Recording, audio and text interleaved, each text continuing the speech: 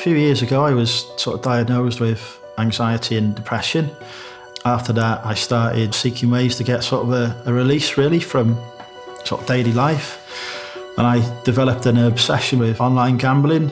And then I sort of hit the cycle of having to borrow more money to feed that addiction. It was sort of a vicious cycle as well, because if I didn't gamble, I felt anxious. But then if I gambled, I felt anxious about losing money. So it was just horrendous. I must have lost about nearly £50,000.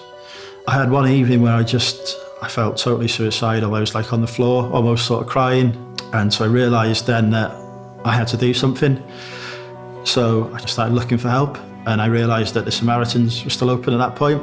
They were really sympathetic to me. They didn't judge. They just listened to what I had to say. They suggested that maybe I needed to get control of my debts. And then they put me in touch with a charity called Step Change. They were well used to dealing with people who had sort of gambling addiction.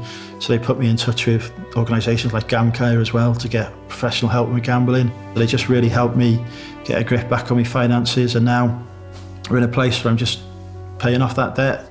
The anxiety that I was feeling and experiencing at the time, I don't feel that anymore.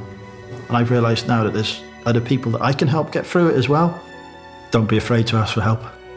That's the first thing and the only thing I would say. Just sit and think about, if it was somebody else in your position, what would you be saying to them?